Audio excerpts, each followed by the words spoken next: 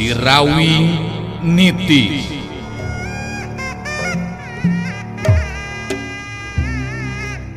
Sorot Panon Rasanti alias Munarsi, sakapeung galak gular giler, galak mataksieun anu borangan, sakapeung deui ciga anu melong kosong, arang ngiceup seperti jalma biasa, kitu nate lantaran aya dina pangaruhna Nini Karimun Sakti. Dongeng Sunda Romansilat ngajujut laku mapai rundayan carita hiji jajaka katurunan Jawara Sunda. Si Rawing Nitis. Sanca dawuk cengkat nangtung, muterkeun paneuteup kasabudereun eta patempatan, narik napas panjang bari ngagerendeng ngomong sorangan. Di mana aing bisa manggihan si topeng mayitnya? Sanajan bener arwah panasaran kibuyut ireng anu sumanding geus mere pituduh mangsa diri aing ngayakinkeun ilmu, tapi tetep nu ngaran si topeng mayit cenah boga ilmu anu luar biasa. Kadinya aing kudu guru ilmu. Ku cara kitu kakara bisa malaskan nyeri ka si Rawing. Si Rawing Nitis digarap Kumang Inoy, naskah Yasana Yat R, pangreka jeung panyeup sora Udi Gibran, dibaturan Kukang Awe, teknik jeung editing garapan Nopan Cahya Lagawa, dibaturan Kukang Ence, pangjejer gawe Muhammad Ismail Haufansa.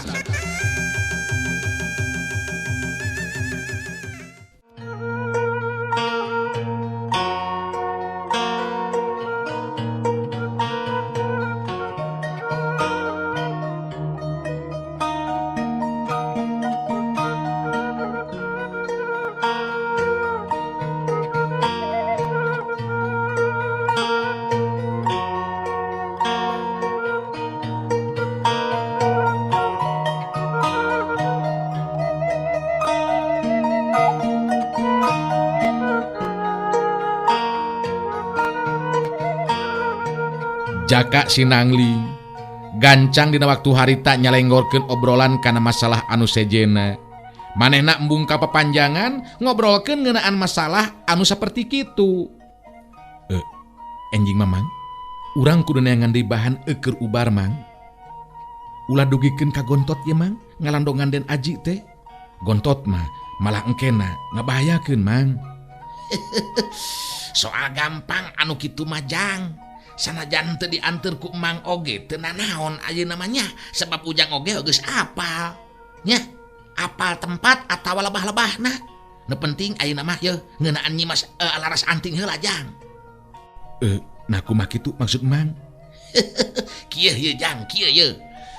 Ieu mah upamana nya, upamana bae bener ye nyimas laras anting teh tetela tertarik atawa katarik ka pentang asmara ku Ujang.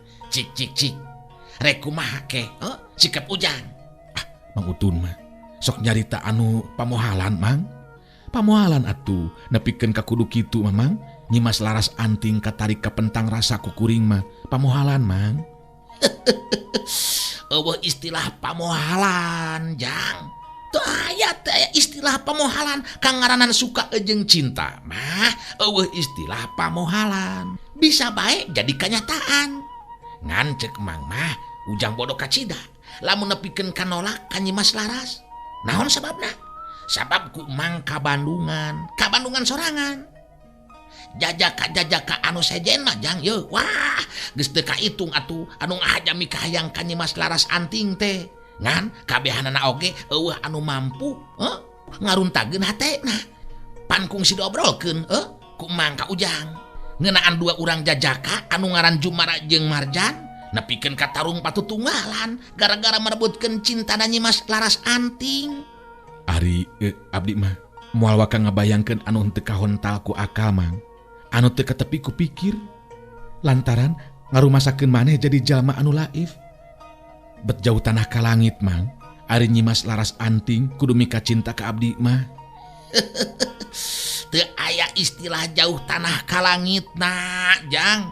teu bisa disarwakeun ejeng malengpeng pakel ku munding atawa piit ngedeuk-ngedeuk pasir jog-jog neureuy buah loa sabab ieu nu dicaritakeun teh nyaeta bukti atawa kanyataan jang nyaeta mah teu langkung Mang Utun be nganu jelas cek abdi oge ngeunaan masalah pribadi eta mamang abdi teu tiasa mastikeun margi aya paribasa Mang laut jero bisa diteleuman hate jalma sanajan deet tapi Mang hese dikobet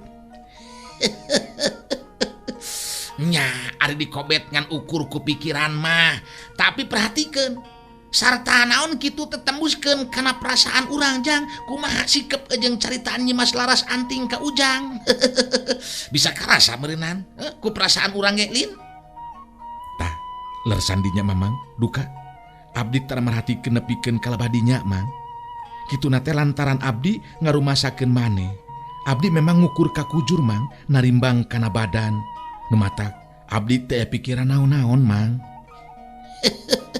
cek emang oge nya ari cek urang mah kitu jang ieu lamun anu ngukurna batur anu narimbangna anu lian dina ihal Nyi Mas Laras Anting cik Ujang rek kumaha Mang Utun mah bet ngobrol nate kadinya deui ayeuna rek ngeureuyeuh neangan keur ubar heula Mang abdi mah moal tungtung ngobrol terus mah hayu atuh bareng jeung emangnya make jeung ini segala rupa da emang oge rek naon atuh cicing di dieu da kangaranan ngobrol jeung dunungan mah karagok hayu jang Jaka Sinangling dibaturan ku Mang Utun adinit deui rek neangan bahan ramuan nyieun ubar Aji Sutra puguh geus beak anu meunang kamari mah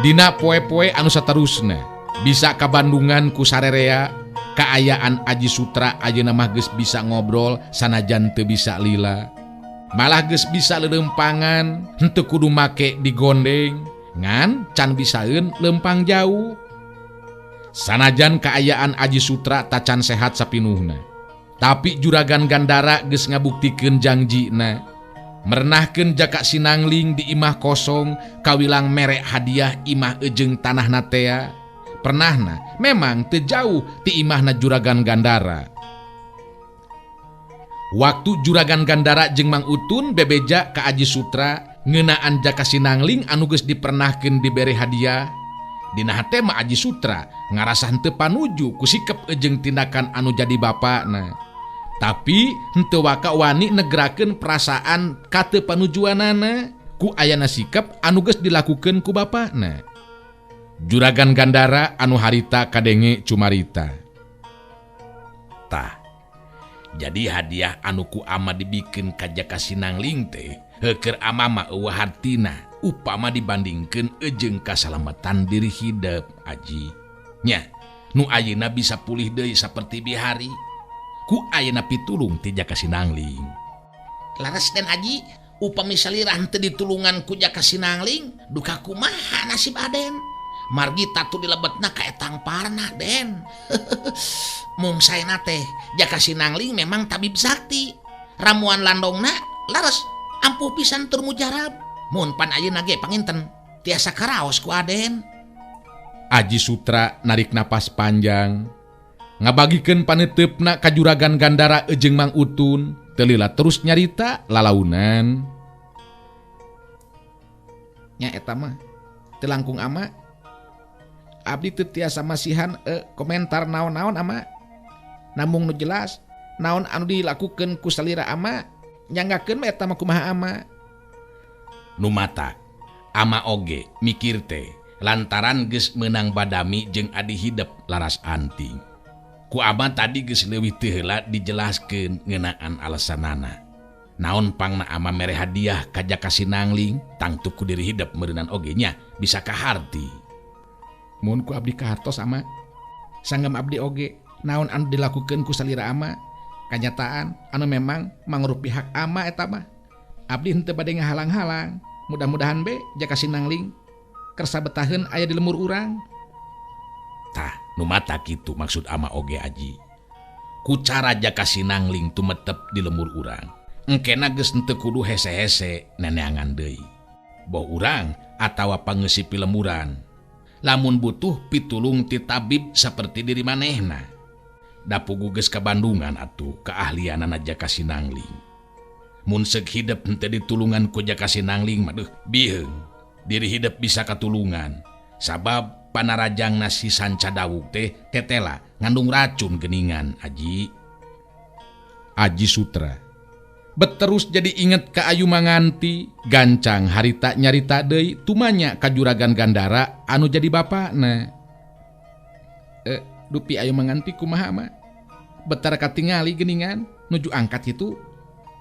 Tah Ayu Manganti nu matak ama oge ieu rada bingung sabab masih keneh tacan aya bae mulang. Maksudna mah memang rek neangan tabib ahli keur ngubaran hidep ngan tepikeun ka ayeuna masih keneh bae acan aya datang geningan. Nah kamananya initna Mang Utun dina waktu harita milu nyambungan caritaan. Rupina mah henteu acan mendakan panginten Den tabib ahli anu dimaksad. Henteu uningaeun Mang tepang sareng jaka sinangling tabib sakti anu kelersan ngararab di Mang ku Mang teh dibantun ka dieu kangge ngalandongan Aden. Aji Sutra unggut-unggutan ngarti ayeuna mah yen Ayu Manganti pangna teu katingali teh lantaran memang keur indit neangan tabib ahli anu mampu ngubaran dirina. Ayu Manganti tetela bela geningan ka kuring Mang nepikeun ka ayeuna tacan keneh aya datang. Sigana mah moal waka datang Mang datang ka dieu upamacan aya tabib padahal kuring ayeuna geus cager Mang. Mohon laras kitu Den tangtosna oge. Katawis ayeuna mah kanyaa kabela sareng kasatiaan Ayu Manganti teh nya. Nya mudah-mudahan be atuh henteu lami deui teras aya sumping ka dieu Aden. Memang kitu Mang harapan kuring oge sabab ulah nepikeun ka gontot ye sakumaha anu dirarancang ku kuring jeung ku laras anting apanan keur diajar jurus Mang. Semuhun kitu Den semuhun kitu cek Mang mah mualami Den. Juragan Gandara ngabagikeun paneteupna ka Aji Sutra jeung Mang Utun teu lila terus nyarita. Tah sok we atuh ayeuna mangarobrol ka inyanya. Jadi penting nama ama ngabejakeun ngeunaan kaayaan jaka sinangling anu dipernahkeun supaya bisa tumetep di ieu lembur. Eta anu penting ditepikeun ku ama ka hidep teh Aji. Juragan Gandara geus kitu mah terus indit anu ngobrol tinggal Aji Sutra jeung Mang Utun. Kadenge Aji Sutra anu harita cumarita. Ari laras anting ka mana Mang? Beuteuk katingali geningan. Biasa Den nuju nepangan jaka sinangling. Da memang punten Den rada benten sikap sareng kaayaan Nyimas Laras Anting teh duka kumaha tah ngan anu jelas memang pokokna mah bangun anu aya perhatian khusus Den. Perhatian khusus kumaha Mang? Cik jelaskeun ayeuna ka kuring sabab terus terang panasaran kuring hayang nyaho Mang kana kaayaan dina waktu kuring keur teu sadar Mang. Ku Mang Utun harita dijelaskeun ngeunaan ti mimiti Aji Sutra teu sadar teh nepikeun kadatangna Mang Utun anu mawa jaka sinangling anu saterusna nepikeun kangubaranana jaka sinangling. Saterusna dijelaskeun oge ku Mang Utun ngeunaan sikep jeung caritaan Laras Anting ka jaka sinangling.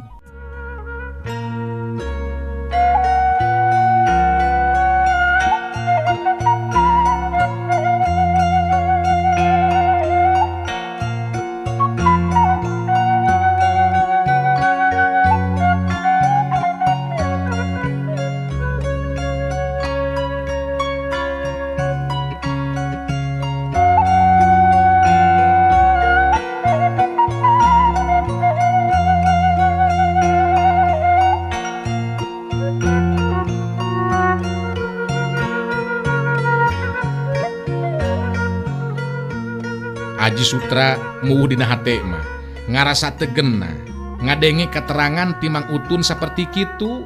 Kadenge harita Mang Utun mungkas guaranana. Tah gitu Den, kaayaan anu patali sareng Nyimas Laras Anting teh. Da ajeuna oge tangtos nuju ngobrol Den, aya di bumina anu dicicingan ku Jaka Sinangling. Kitu tah Den.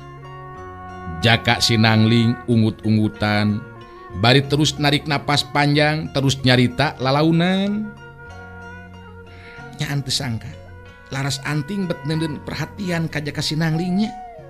Tapi keun be hayang nyaho kumaha behna Laras Anting jeung Jaka Sinangling teh ngan asana teh bet piraku deui. Ari Laras Anting nepikeun ka kudu jadi ka Jaka Sinangling mah da henteu-henteu oge atuh urang can nyaho asal usulna ti mana jeung saha sabenerna Jaka Sinangling. Tapi keun bae ketang kuring moal wakarek pipilueun kana eta urusan Mang. Nyari sangemang mah pokona mah Nyimas Laras Anting teu acan teh dipastikeun Laras henteu nami kacinta ka Jaka Sinangling ceuk Mang oge Aden. Ieu mah nambah hasil pangimeutan emang dina waktos-waktos ayeuna. Jadi mineng mun kitu mah meureunna nya Mangnya nepungan Jaka Sinangling terus ngobrol teh nya. Nya sering oge Den.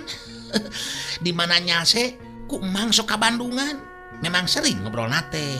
Namun nya ulah waka naon kitu teh kagungan emutan naon-naon Den. Nya henteu naon Mang. Keur kuring mah asal memang henteu nepikeun ka bener be. Laras Anting mika cinta atawa boga maksud anu bener-bener ka Jaka Sinangling. Kangaranan nepikeun ka kitu mah jelas kuring teu panuju Mang. Mang Utun ngahuleng bangun anu keur mikir bari ngomong sorangan dina jero hatena. Kumaha ari Den Aji manehna mikaresep jeung mika cinta ka Ayu Manganti teu nanaon. Ari Nyimas Laras Anting teu meunang. Padahal mah naon bedana. Da Ayu Manganti oge apanan teu puguh asal usulna. Licik sorangan geuning Den Aji mah. Jadi lieur oge ieu ngabandunganana. Ningali Mang Utun ngahuleng, Aji Sutra kadenge harita nyarita deui. Beda deui jeung kaayaan kuring mikaresep atawa boga maksud rek mihukum Ayu Manganti Mang. Sabab Ayu Manganti geus jelas bisa diandalkeun dina hal ilmu silatna. Sedengkeun Jaka Sinangling apanan ngan ukur sama tabib Mang. Tabib teh apanan dibutuhkeun teh di mana aya nu butuh ku ubar. Jadi ulah disarwakeun antara abdi boga maksud ka Ayu Manganti jeung Laras Anting anu boga perhatian khusus ka Jaka Sinangling. Jelas beda Mang. Nu matak terus terang dina hate mah kuring teh itu teu panuju Mang. Nah Jaka Sinangling bet make jeung sina tumetep di dieu segala rupa. Sanajan bener ye Jaka Sinangling teh waktu kuring keur diubaran bisa yakin yen eta jelema teh anu diakukeun dulur ku Ayu Manganti teh tur ditulungan ku kuring. Nya ari emang mah duka teterang naon-naon darasan dinya mah Den. Margi semuhun apanan Aden oge uning aku anjeun ari emang mah. Mung ukur sakadar purah kaditu kadieuna hungkul di dieu apanan. Ngeunaan tuang rama merenahkeun Jaka Sinangling oge apan eta mah hasil babadan tenan juragan sareng Nyimas Laras. Tah lebah dieu mah ama salahna teh. Padahal kuring teh anak anu panggedena jeung lalaki deui. Sakuduna mah ulah langsung nangtukeun kaayaan anu saperti kitu Mang. Ari sakuduna mah dagoan bae heula kuring nepikeun ka cager ka karabadami. Rupina mah margi emutan anu teu tenang teh panginten Den. Muhun tuang rama sareng tuang rai saking kubinga panginten ningali kaayaan salira Aden mah jeung kadamang.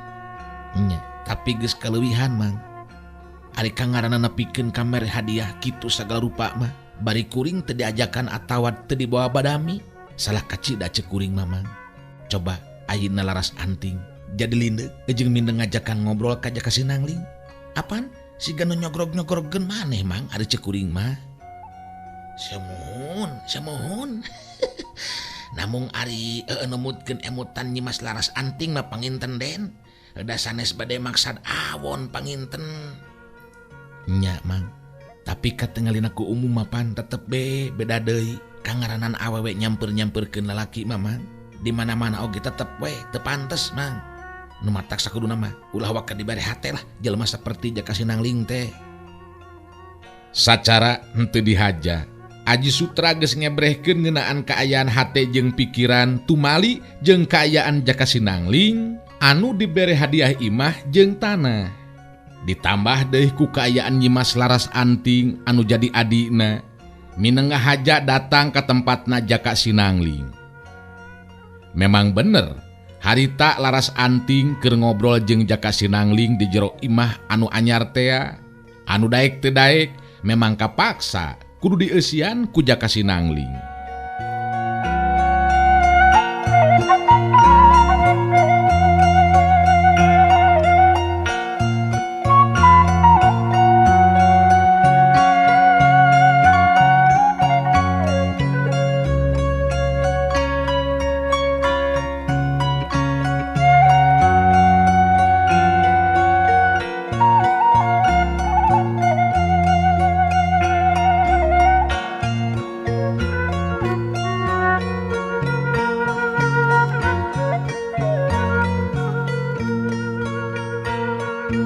Ti poe ka poe memang Laras Anting bisa ngarasakeun beuki kuatna rasa simpati ka pribadina Jaka Sinangling.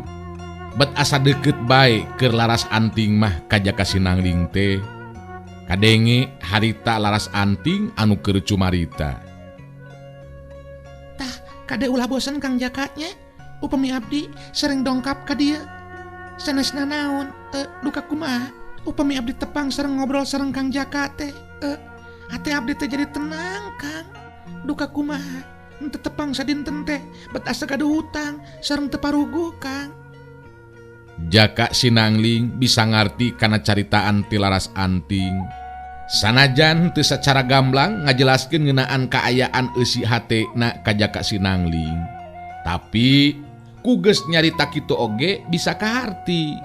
Laras Anting memang henteu ngan ukur sakadar sepungkul, tapi memang aya geteran parasaan anu sejen.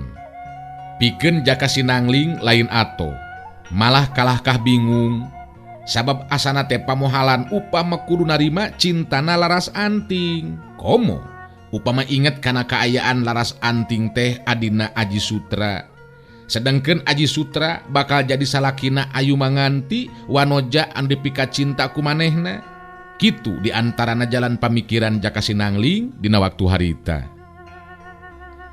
Ningali Jaka Sinangling kalaka ngahuleng, harita Laras Anting jadi penasaran terus kedal delisan. Nah kunaon kalaka ngalabun geuningan Kang? Bendu Kang Jaka teh peda abdi sasanggem kitu. Atanape memang dina manah mah henteu nampi. Peda abdi sering ka dieu Kang. Jaka Sinangling netep ka Laras Anting teu lila terus ngawalon. Ulah lepat hartos Nyimas. Punten, akang ngahuleng sanes sepeda kagungan emutan dugikeun ka dinya. Namung akang sadar akang teh kana kaayaan diri sorangan Nyimas. Anu sakieu buktina, bet asana teh tebih tanah ka langitna kaayaan salira Nyimas jeung akang ayeuna. Jalma sangsara, jalma anu susah, kaayaan akang teu beda ti batu anu aya dina walungan. Sedengkeun salira Nyimas maapanan berlian anu disimpen hade-hade. Tetepan Laras Anting beuki anteb. Bangun anu teu panuju kana caritaan ti Jaka Sinangling anu saperti kitu. Oh, janten Kang Jaka mah dugikeun ka ayeuna masih kene tetep kagungan anggapan yen abdi teh upami ngajenan ka jalmi teh dumasar kana kekayaan atanapi harta bandana.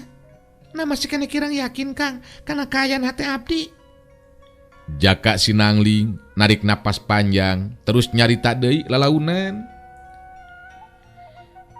Punten Nyimas, punten, ulah lepat hartos. Nanging jalma saperti akang pasti bakal ngukur kakujur upamina teh mah dipiharep ku anu teu sababan sareng satanding. Margi apana salira Nyimas teh teureum menak tuang rama jalmi anu jugala. Teras kedah campur gaul jeung akang jalma anu susah tur sangsara. Ulah sasauran kitu Kang. Sabae moal tiasa ngahalang-halang kana kaayaan hate abdi. Margi ieu memang hak abdi Kang. Pikeun nyorang kabagjaan dina ngalakonan kumuh lakuna ieu kahirupan. naon anu disaurkeun ku salira Nyimas memang telepat Nyimas. Namun kaayaan salira Nyimas oge henteu tiasa lepas kitu wae sareng lingkungan kulawargi. Boh sareng Rama kitu deui sareng Den Aji anu janten raka. Nu teu acan tangtos tiasa sapamadegan tur sapagodos atanapi sajalan sareng emutan atanapi pamadegan salira Nyimas. Kitu numutkeun pikiran akang mah. Kang Jaka, naon anu ayeuna karaos ku hate abdi? Ieu sanes jijieunnan Kang. Ku enak kitu Kang Jaka omat ulah bade milari rupi-rupi alasan Kang. Nu jelas kitu kaayaan hate abdi mah. Janten Kang Jaka muga kedah uninga kana perasaan abdi Kang. Jaka Sinangling ungeuk bari terus ngajawab. Akang memang ngarti Nyimas. Namun teu aya awona upami ku salira Nyimas diemut deui. Diemut anu langkung paos. Margi teu acan tangtos aya dina kasapukan sareng sepuh oge raka salira Nyimas. Langkungna ti eta antara urang duaan memang teu acan lami apanan. Muhun sasarengan teh kedah silih teuleman heula pribadi masing-masing. Supados engkena Nyimas teu kaduhung. Moal abdi moal kaduhung Kang Jaka. Margi naon anu dilisankeun ku abdi estu kaluar tina jero hate anu murni Kang. Sanes jijieunnan atanapi ngareka carita. Akang percanten Nyimas. Naon anu disaurkeun ku Nyimas sanes jijieunnan atanapi karangan. Mung teu aya lepatna. Upami ku salira Nyimas diemut deui anu langkung paos. Margi memang kanyataan anu salaresna estu jalma miskin akang teh. Loba deui obrolan anu sejena. Sanggeusna ngarasa cukup ngobrolna harita laras anting terus amitan.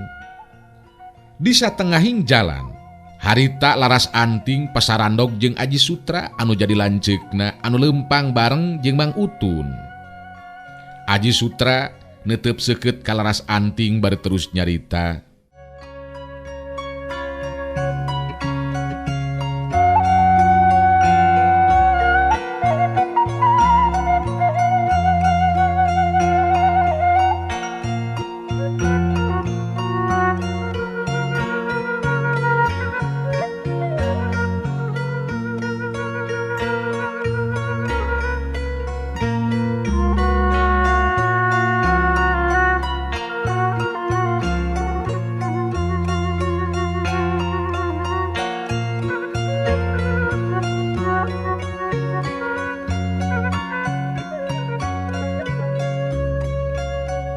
Geus di mana ya Laras?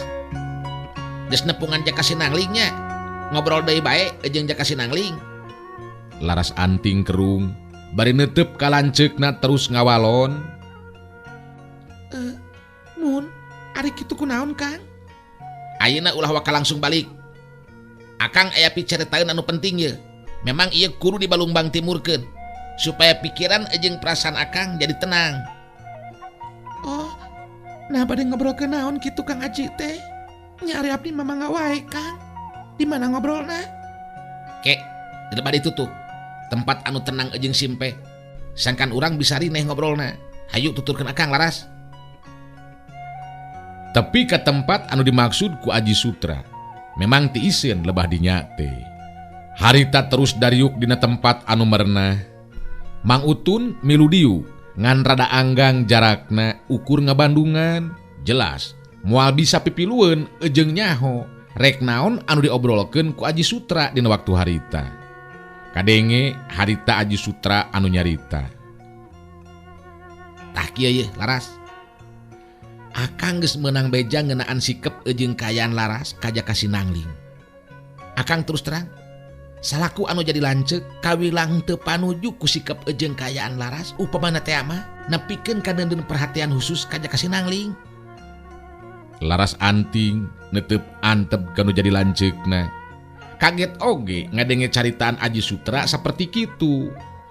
Ke, ari maksud Kang Aji teh panginten abdi ulah dugikeun ka aya perhatian anu khusus ka Jaka Sinangling. Margi jalmi saperti Kang Jaka Sinangling kaetang jalma miskin sarta teu acan pugu asal usulna kitu panginten emutan Kang Aji teh nya. Aji Sutra ungeuk bari terus nyarita deui. Bener gitu Laras. Akang memang terus terang sebenarnya mah hanjelu jeung teu panuju. Kunaon Laras jeung ama bet langsung nangtukeun sikep merenahkeun jaka Sinangling segala rupa bari teu ngajakan badami heula ka akang. Keur akang mah jelas asa teu diajenan. Aji Sutra sikep jeung caritaanana mimiti bisa katembong geus kapangaruhan ku amarah.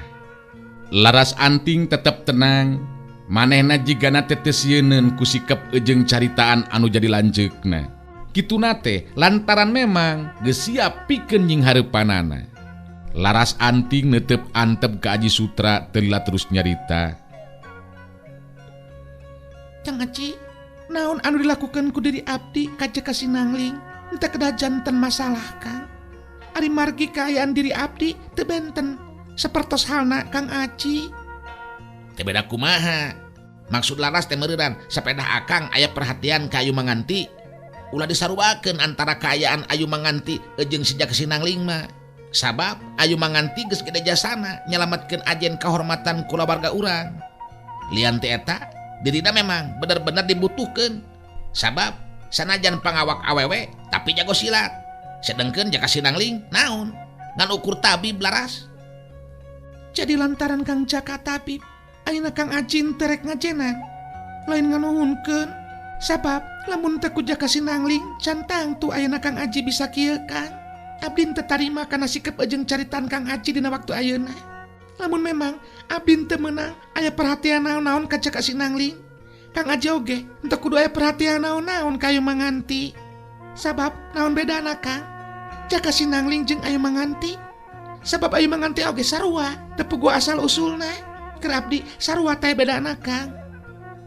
Aji Sutra memang sajongjongan mah teu cumarita lantaran kaget ku caritaan anu jadi adina. Wani ngomong saperti kitu kalaka ngabalik-balikeun ka manehna.